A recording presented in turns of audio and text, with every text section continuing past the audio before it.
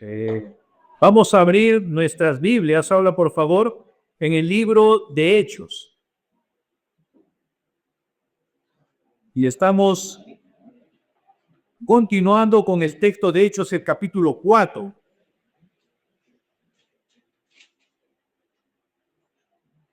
Hechos capítulo 4. Y vamos a leer del verso 23 al verso 31. Si todos lo tienen, hermanos, vamos a dar lectura, ¿está bien? Estamos en el libro de Hechos, capítulo 4, verso 23 en adelante. Le invito a que podamos leer de manera responsiva. Hoy voy a leer un verso y ustedes leen el verso siguiente y así vamos a llegar hasta el verso 31. ¿Está bien? Tienen ahí también en la pantalla. No sé si todos pueden ver, pueden ampliar la imagen. Muy bien, dice así la palabra de nuestro Dios. Hechos capítulo 4, verso 23 en adelante. Leo yo, luego ustedes. ¿Está bien? Cuando quedaron en libertad, fueron a los suyos y les contaron todo. ¿Tienen sus Biblias ahí? Esta es otra versión. Vamos a hacer lo siguiente. Voy a abrir otra versión aquí entonces para que ustedes puedan acompañar. Ven, un minuto entonces. Hechos capítulo 4. Por favor, abran sus Biblias en Hechos capítulo 4. Verso 23 al 31. Si tienen también sus celulares, pueden abrir y vamos a hacer lectura en la versión internacional. Dice así entonces: al quedar libres, Pedro y Juan volvieron a los suyos y les relataron todo lo que habían dicho los jefes de los sacerdotes y los líderes religiosos. Verso 24, hermanos. Cuando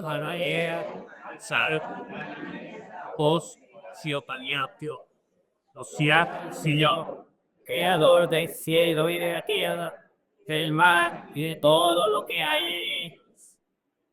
Tú, por medio del Espíritu Santo, dijiste en labios de nuestros padres, David tu siervo. Por ese sublevan a las órdenes Continúo, hermanos. ¿Por qué se enfurecen las naciones y en vano conspiran los pueblos? 26. Todo de la tierra se alegra, los hogares pula contra el tipo has seguido. Verso 27. En efecto, en esta ciudad se reunieron Herodes y Poncio Pilato con los gentiles y con el pueblo de Israel contra tu santo siervo Jesús, a quien ungiste.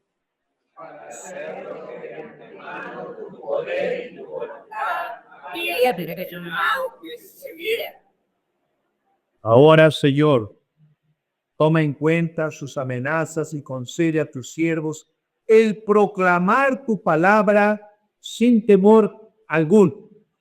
Por eso, ese humano pasará y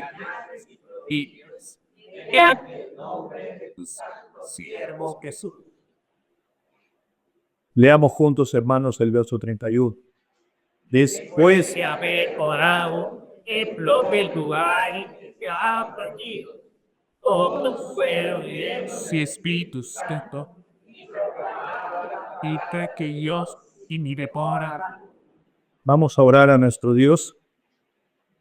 Señor, nuestro Dios y Padre, queremos agradecerte, Señor, por esta tu palabra.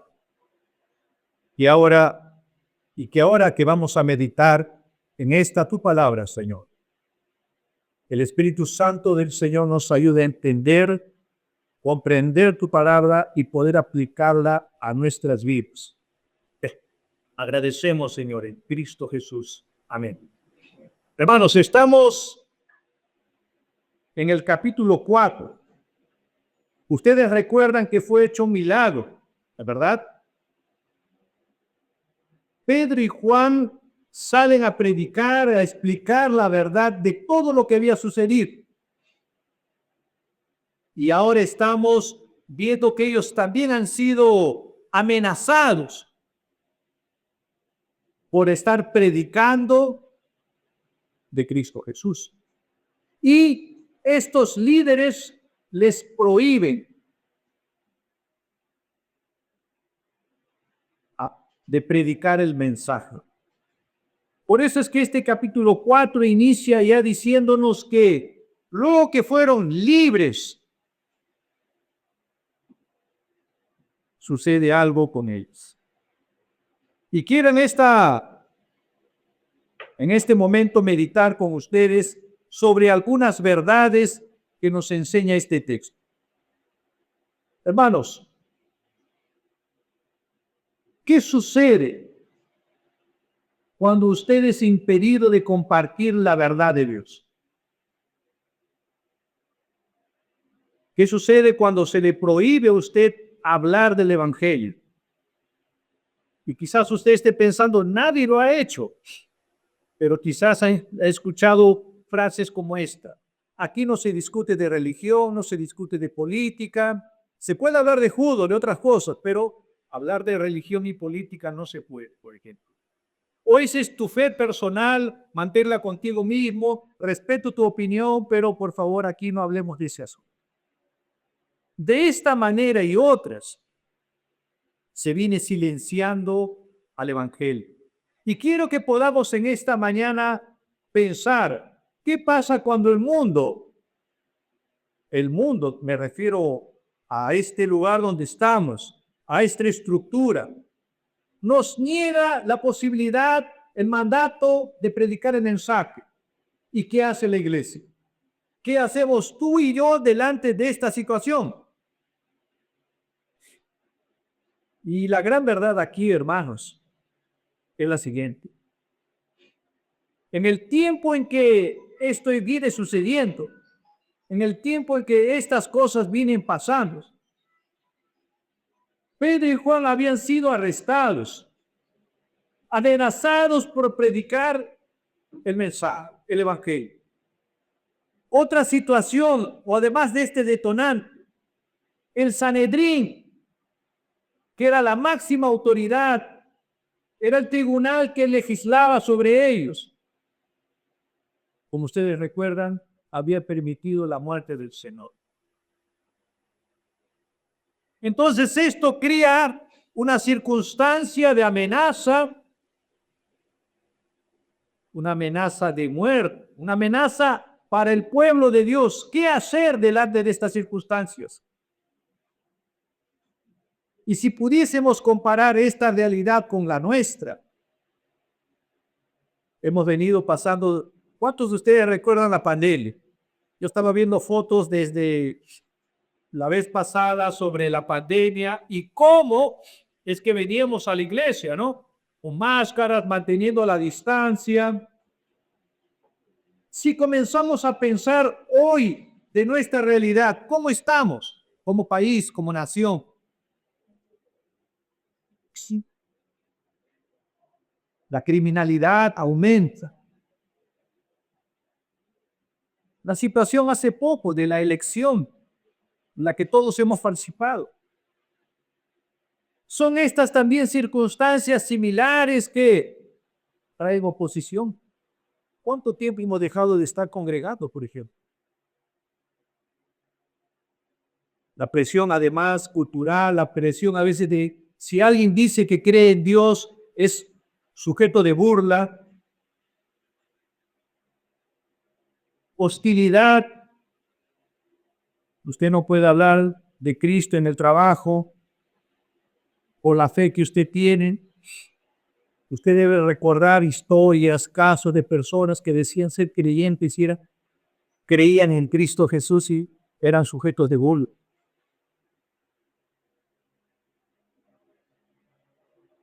¿Qué podía haber pasado? Estas amenazas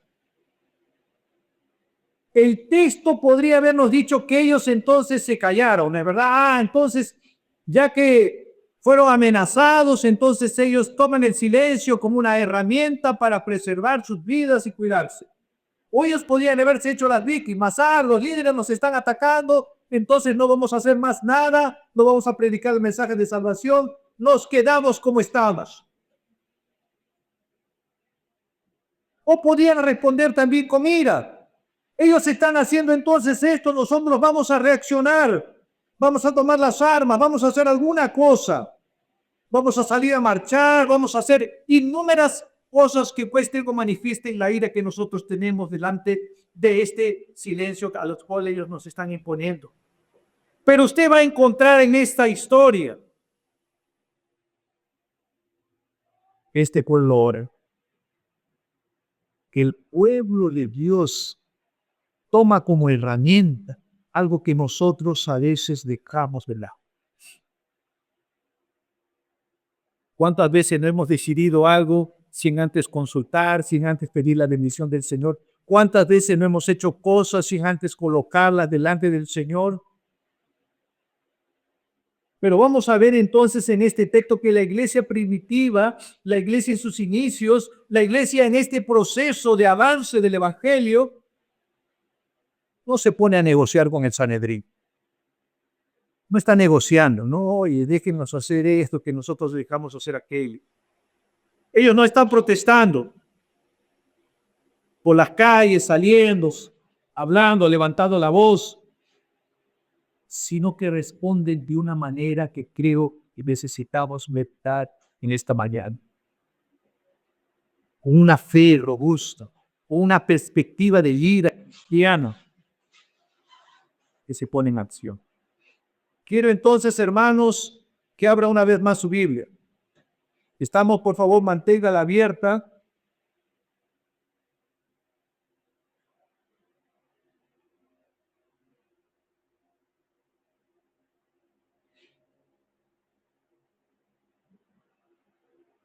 Verso 23.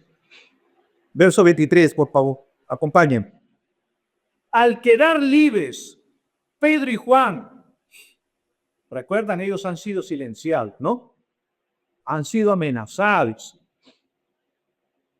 ¿Cuáles son los posibles caminos que nosotros haríamos para después de ser silenciados, de ser amenazados por predicar el mensaje, haríamos?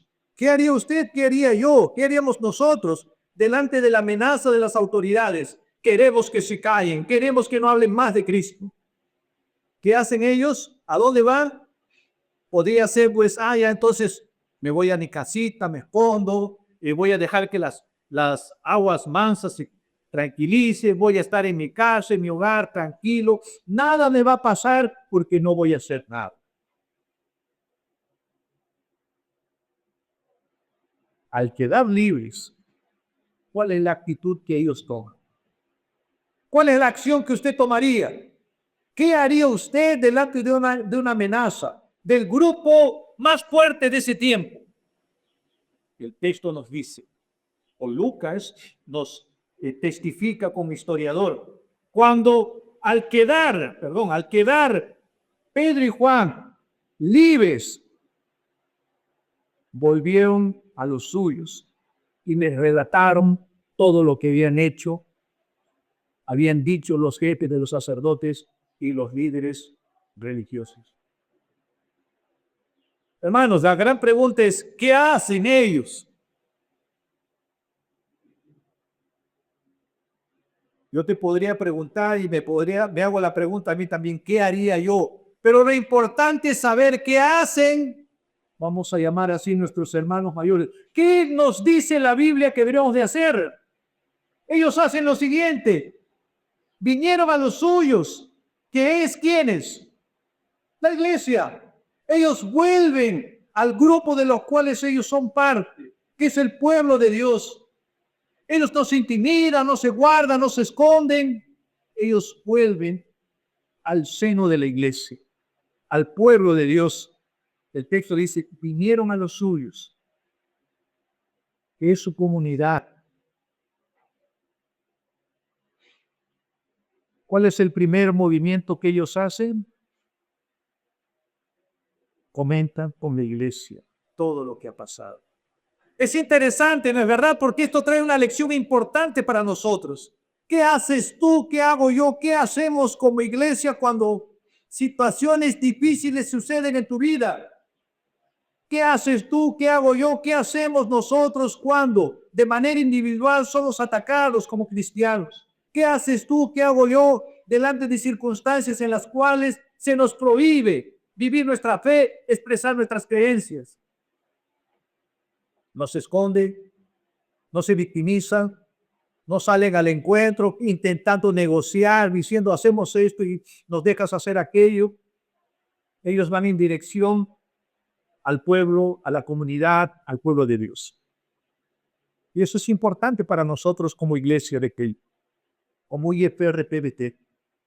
Cuando suceda algo, no busque esconderse. Me pasó esto y ya, yo lo voy a superar solo. Yo lo voy a pasar solo. Voy a estar ahí en mi cantito esperando que las cosas pasen. Hermano, este individualismo en la cual nosotros somos atacados, individualismo sería o es la idea de yo voy a pasar esto solo.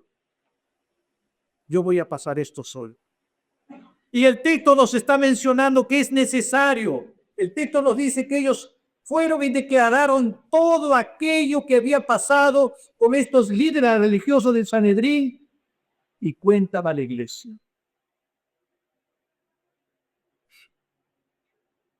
Es importante que usted y yo podamos compartir las situaciones que vienen pasando, pero no a cualquier persona, no a cualquier institución, y sí al pueblo de Dios. Las luchas que usted enfrenta, las dificultades por las cuales usted viene atravesando, las privaciones que usted viene enfrentando delante del Señor. Es importante que usted entonces pueda compartir. El texto es claro cuando nos dice que ellos fueron, que el pueblo, que estos hombres fueron a contar, fueron a los suyos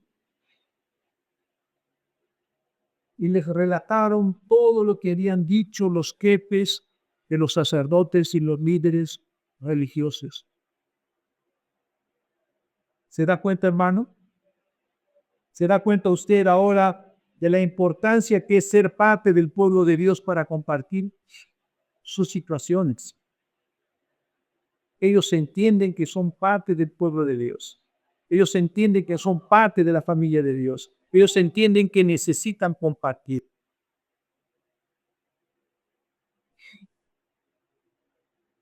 Entonces la iglesia es el espacio vital donde cada uno de nosotros puede compartir las adversidades, donde puede encontrar fortaleza, ánimo para continuar en esta caminada que es la vida cristiana.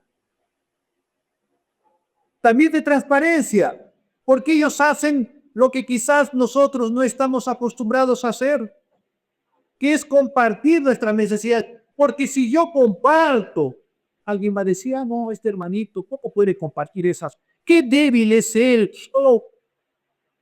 Ellos son transparentes y comienzan a decir las cosas que han pasado.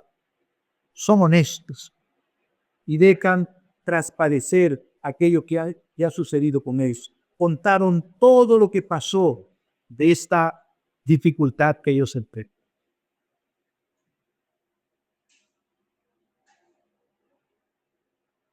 Quiero entonces ahora preguntarte, ¿qué te está impidiendo compartir las luchas que tú tienes?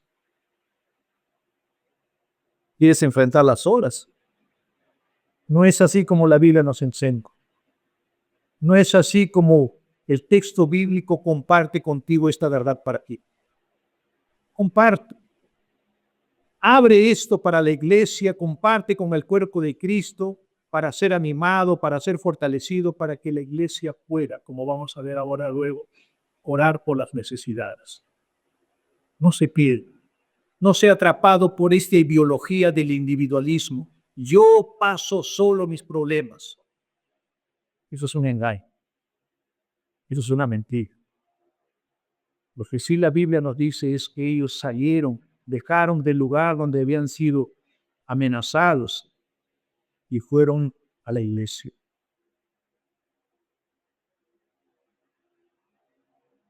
Entonces estamos viendo esta realidad. Y una de las cosas que podemos ver nosotros es que la iglesia visible es el hogar y la familia de Dios. Somos cuerpo, somos familia. Yo no sé cuántos, yo he trabajado en algunos lugares donde hay dificultades, donde hay necesidades, he estado allá. Cuando alguien muere, ¿qué hace la comunidad? Cuando alguien va a hacer algo. Por ejemplo, yo recuerdo hace mucho tiempo atrás cuando la gente se reunía y no tenía pocos recursos, alguien iba a techar su casa, todos venían con una latita, todos venían para ayudar. Cuando alguien fallecía, se juntaban en la comunidad y cada uno traía un catecito, una galletita, iba ayudando con una y con otra cosa. Este dolor se procesa de una manera en la que la comunidad participa. Había ollas comunes cuando había hambre, cuando había necesidades, cuando alguien pasaba por alguna situación, la gente juntaba dinero para apoyar. Necesitaba una operación, necesitaba algún remedio para tener salud. Pero nosotros vemos algo muy superior a esto. Podemos acercarnos a la iglesia y poder compartir. Luego vamos a ver en otros textos del libro de Hechos cómo es que la iglesia continuaba haciendo esta labor de vivir juntos. Y a veces nos engañamos con las redes sociales, ¿no? En la que pensábamos tener 1.000.000 de amigos y cantábamos como Roberto Carlos, yo quiero tener 1.000.000 de amigos. Un gran deseo, pero que en realidad las redes sociales nos engañan. Son una ilusión. Tener tantos amigos, participar en tantas comunidades, pero delante de una necesidad, esas redes no están ahí para ayudar. Segunda realidad que nos menciona el texto. Vamos a ver en el texto, una vez más, el libro de Hechos, capítulo 4. Acompáñenme, por favor. Entonces hemos hablado de la importancia de vivir en comunidad, delante de las necesidades, delante de los problemas que usted enfrenta diariamente, en su día a día. Comparta. Tenemos en el grupo de WhatsApp un tiempo en que compartimos nuestras necesidades para poder orar. Los martes nos reunimos para orar por estas y otras necesidades que quizás usted enfrenta. Entonces está llamado a participar, está llamado a poder compartir, ¿no? No quisiera que otros, lo que estoy pasando es algo particular, comparta con el pastor, con el consistorio, para que así podamos orar por ustedes de manera particular también. Pero esta es la idea, y la iglesia es el lugar donde nosotros podemos compartir nuestras necesidades. Acompáñenme al verso 24, por favor. Verso 24. Al oír esto, unánimes alzaron la voz a Dios y dijeron: oh Señor, tú eres el que hiciste el cielo y la tierra, el mar y todo lo que en ellos hay.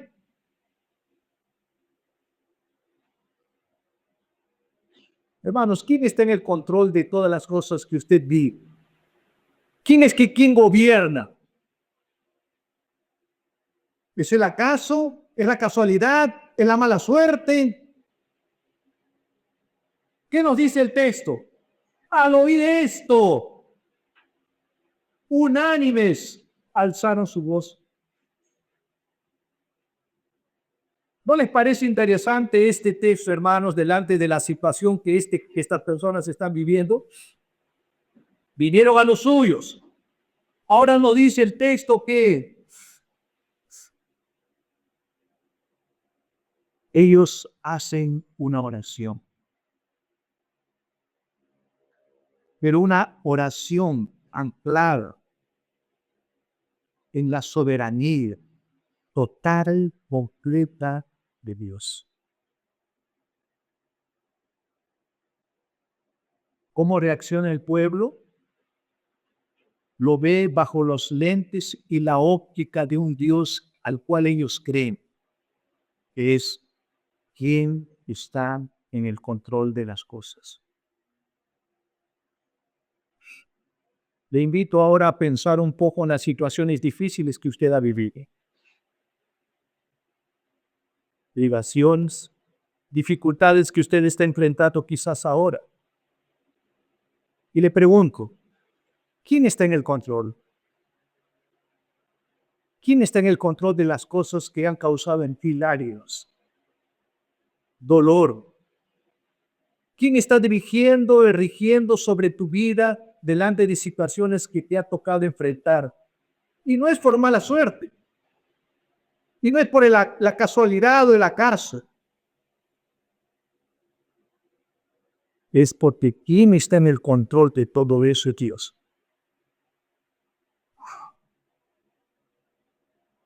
Es el Señor soberano, amo absoluto. Dios tiene la autoridad total sobre las cosas que vienen pasando sobre tu vida. El texto aquí nos dice que ellos se reunieron y dijeron unánimes. O sea, en un mismo sentir, en un mismo corazón. Esta oración corporativa, unificada, no es simplemente un monólogo en la que las personas están diciendo algo. Ellos están mostrando realmente su corazón delante de las personas, delante del pueblo, y dicen, unánimes ellos clamaron a Dios. ¿Sabe entonces la importancia por la cual usted necesita compartir, abrir, soltar delante del pueblo de Dios sus dificultades? Porque el pueblo se va a unir delante de esta causa. El pueblo de Dios unánime, con un mismo corazón, con un mismo sentir, se une para interceder.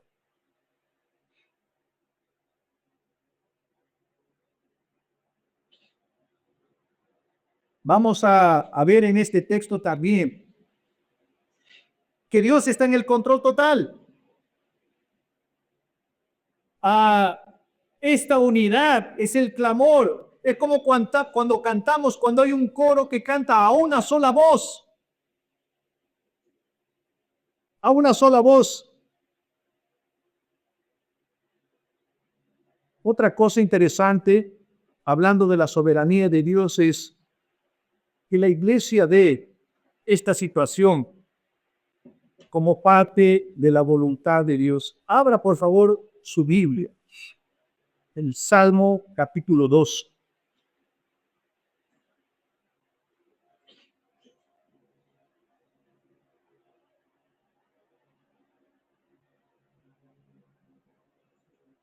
Salmo capítulo 2.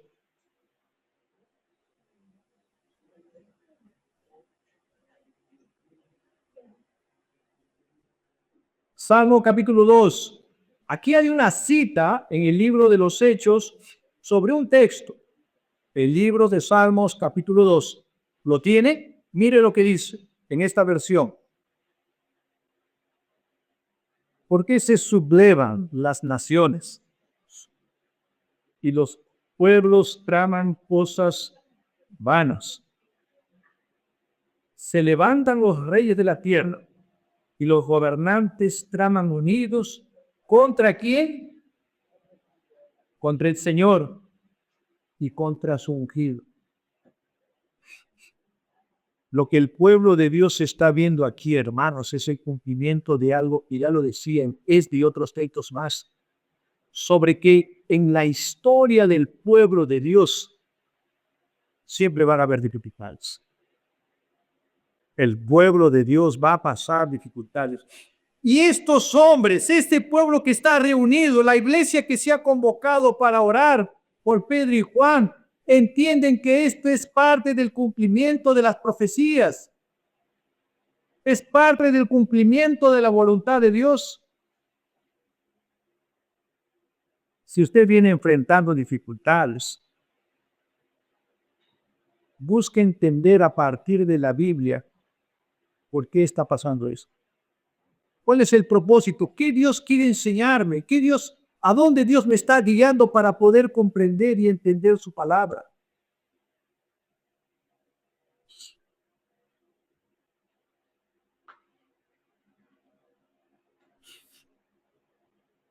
Quiero invitarle a abrir el libro de Génesis, el capítulo 50. Ya lo hemos leído en unas otras oportunidades, pero vea lo que dice el libro de Génesis, capítulo 50.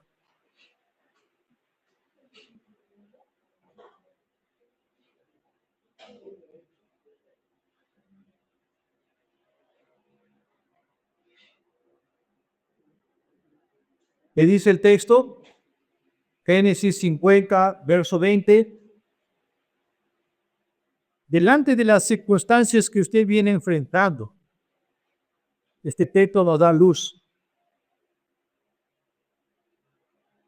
Delante de las cosas que usted pasa en la vida, usted conoce mejor que yo. Vosotros pensasteis mal. Esto lo dice José a sus hermanos.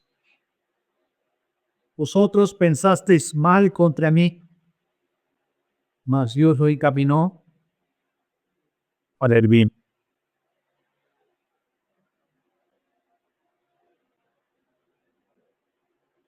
Y cuando el pueblo de Dios está orando en el libro de Hechos, ellos están pensando en esto. No están pensando en que se cruzó el gato negro, no están pensando en la mala suerte, no están pensando en el acaso, en la casualidad. Están pensando que estas cosas que vienen pasando, Dios los transforma en bien, los encamina a bien.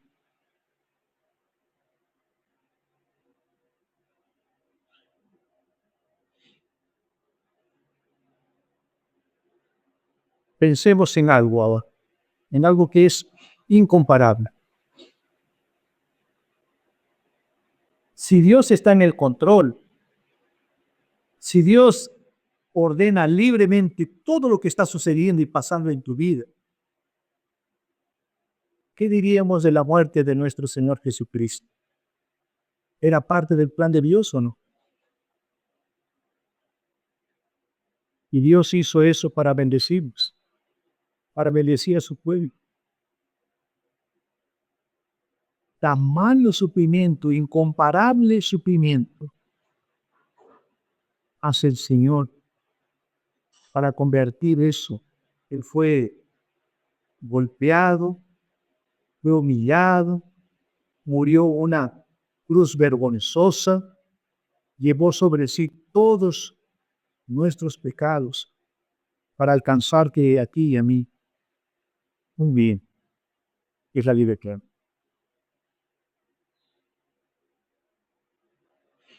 Volvemos al libro de Hechos, y capítulo 4.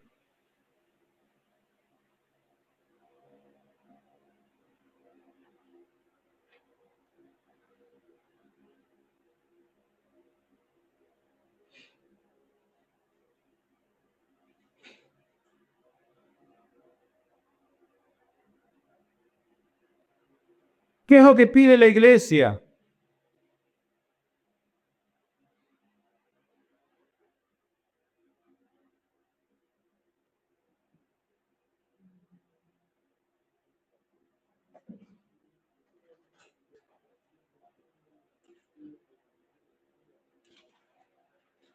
Acompáñame, por favor.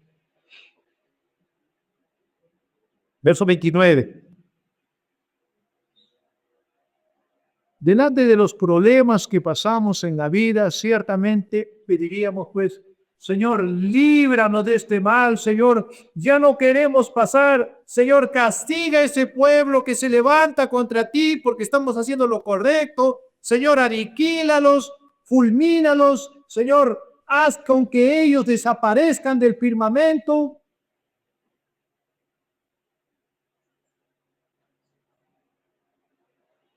Ellos podrían haber pedido protección física, podrían haber pedido el silenciamiento de los enemigos, el fin de la persecución. Pero ¿qué piden ellos? Verso 29. Ahora, Señor, considera sus amenazas. Y todos diríamos amén, ¿no? Amén, sí, Señor. Considera esto de estos hombres malvados, perversos. Considera sus amenazas. ¿Y qué pide? ¿Qué pide, hermanos, por favor? Lean el texto ahí. Leamos. ¿Quién da la voz ahí de inicio, por favor, en esta parte? Permite que tus siervos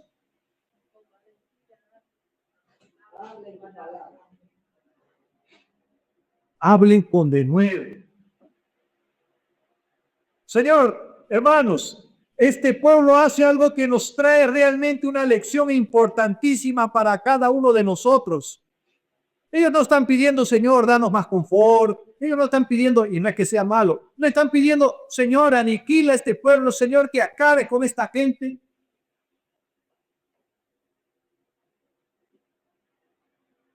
Ellos están diciendo, Señor, danos la franqueza, danos la libertad para hablar sin temor,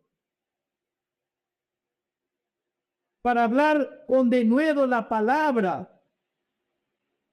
y señales del reino de Dios. La iglesia no está pidiendo que cambie sus circunstancias, pide que cambie su propia capacidad para enfrentar las circunstancias. ¿Se da cuenta, hermanos? No está diciendo, Señor, quítanos de estas circunstancias. Señor, danos fuerza, danos valor, danos ánimo para en medio de estas circunstancias que enfrentamos, hablar con denuedo, hablar con persistencia, hablar con firmeza tu palabra. No está diciendo, Señor, quítanos de esta situación que nos incomoda, esta situación que nos perturba. ¿Se da cuenta lo que está pidiendo el pueblo de Dios entonces?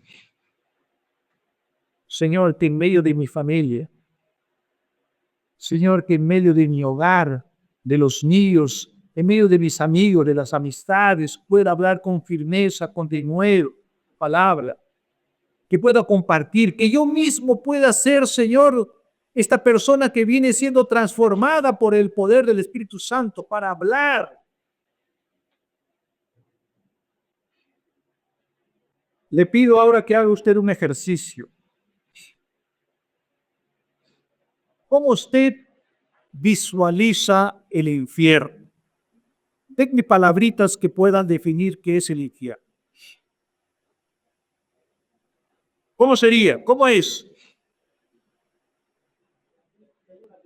Sí. Sí. Lugar de tormento. ¿Qué más? ¿Qué más? Separación eterna de Dios. Separación eterna de Dios. Y sabe, por eso es que necesitamos recordar esta realidad y pensar en la familia, en nosotros, en las personas que amamos, amigos, familiares. ¿Dónde estarán en la eternidad? Separación eterna, alejamiento del Señor por toda la eternidad. No estamos hablando, me voy un añito, 2 añitos, algunos necesito y luego vuelvo. Es la realidad que le toca a aquellos que viven de espaldas a Dios, para aquellos que aún han escuchado el mensaje de salvación. Por eso es que este pueblo dice, Señor, danos esta valentía, danos este valor, y no es esta valentía que viene como un rasgo de persona. Yo soy valiente, yo voy a unir mi coraje y voy a salir adelante. No, es esta obra que viene del Señor que te da el coraje, la valentía para poder transmitir el mensaje de salvación.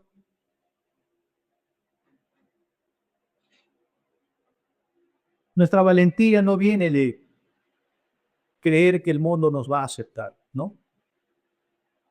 No, sí nos van a aceptar, vaya que usted va a ser bien aceptado, no. Sino en el hecho de saber que el Señor es soberano, que el Señor está en el control, que el Señor nos respalda, que el Señor nos envía.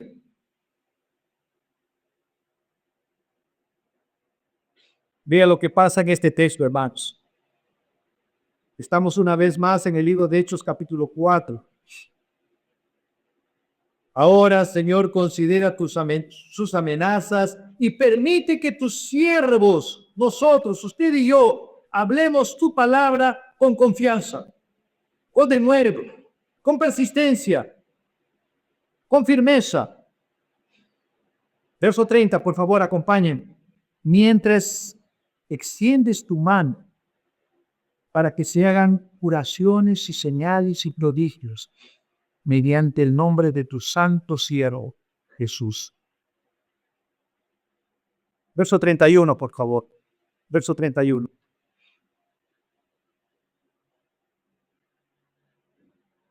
Después que orado, el lugar donde estaban reunidos tembló,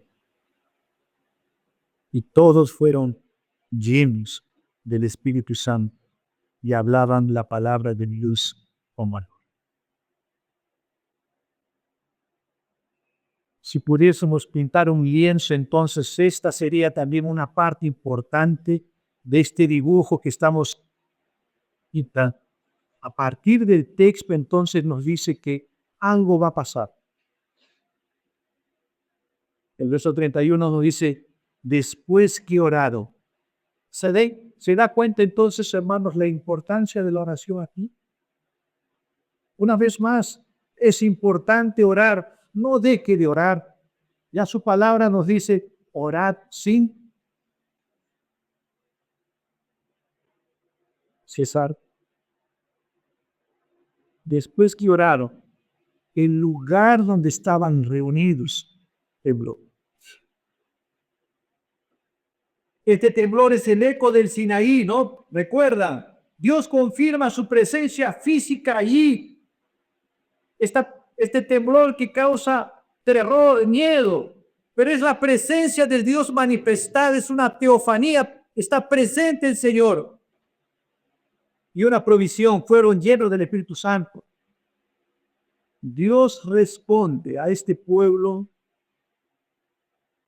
llenándolo del Espíritu Santo. Es lo que ellos habían pedido. Y una acción continua, y esto es importante para usted y para mí, hermano. La acción continua. Ellos hablaban la palabra. Esta palabra da la idea de que no es un momento, sino es una acción continua. Hablaba la palabra del Señor con denuedo.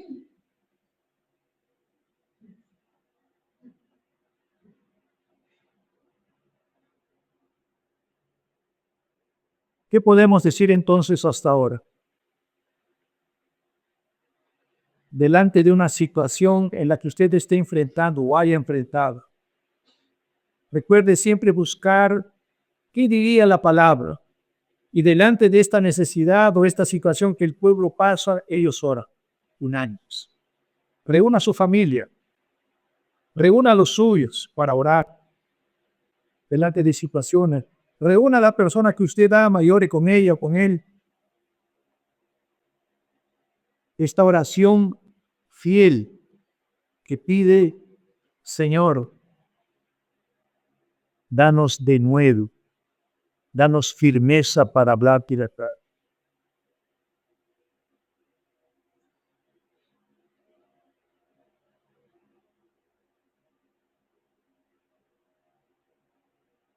Un teólogo dice más o menos así, John Owen dice lo siguiente: la oración no cambia los propósitos de Dios, ella misma es parte de esos propósitos. Una vez más, La oración no cambia los propósitos de Dios. Ella misma es parte de esos propósitos.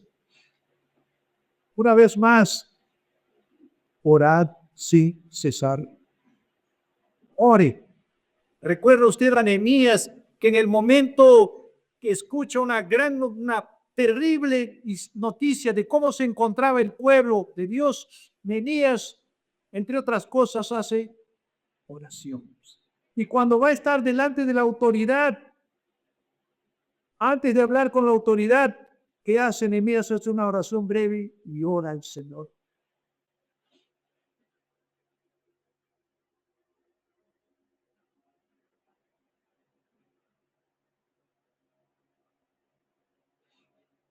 En el libro de Santiago, capítulo 5.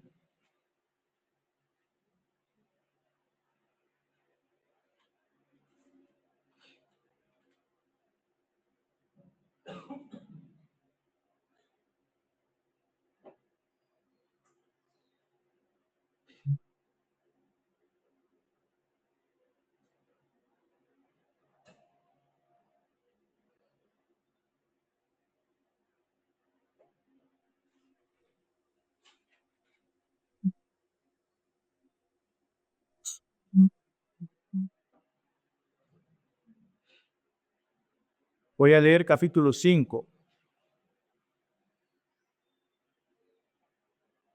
verso 13. Acompáñenme. ¿Sufre alguien entre ustedes que haga oración? ¿Está alguien alegre que cante alabanzas? ¿Está alguien entre ustedes enfermo que llame a los ancianos de la iglesia y que ellos oren por él, ungiendo con aceite en el nombre del Señor? La oración de fe restaurará al enfermo y el Señor levantará. Si ha cometido pecados, le serán perdonados. Por tanto, confiesen sus pecados unos a otros y oren unos por otros para que sean sanados. La oración eficaz del justo puede lograr mucho. Mire el ejemplo aquí. Elías era un hombre de pasiones semejantes a las nuestras, tal cual usted y yo. Y oró fervientemente para que no lloviera, y no llovió sobre la tierra por 3 años y 6 meses. Oró de nuevo, y el cielo dio lluvias, y la tierra produjo su fruto. Elías, un hombre semejante a nosotros, oró fervientemente para que no lloviera y no llovió. Luego oró de nuevo por lluvia, y no solamente llovió, sino que la tierra dio fruto.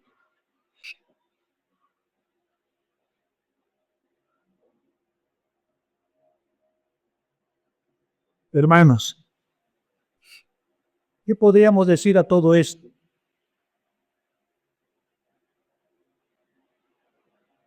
Todos tenemos miedo, ¿no? Delante de las amenazas. Todos. Pero el miedo no hace el final. Usted está enfrentando miedos, pero no es el final. Lleva tu realidad de miedo, quizás por la falta de salud, por trabajo, familia, y preséntalo al Señor. Presenta tu miedo al Señor.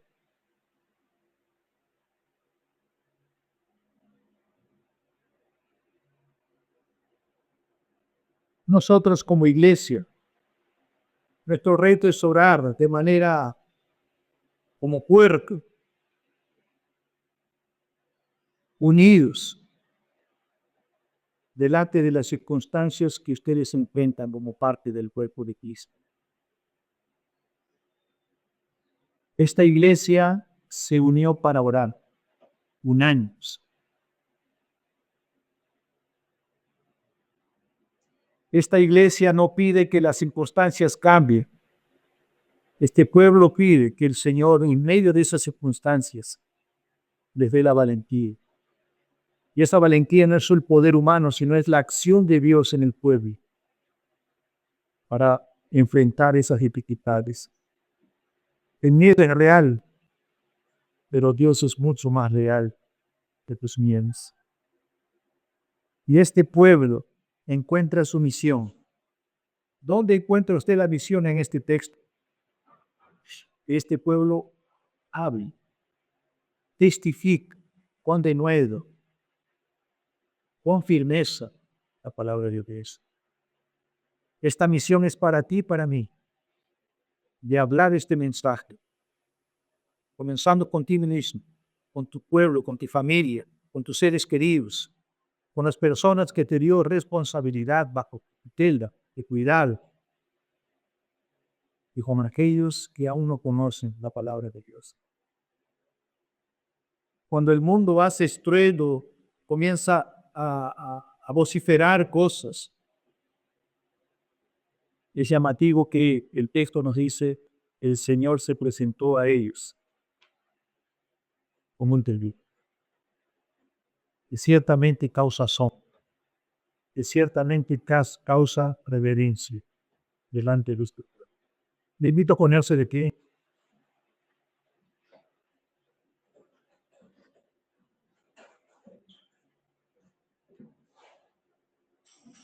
Vamos a orar a nuestro Dios para que podamos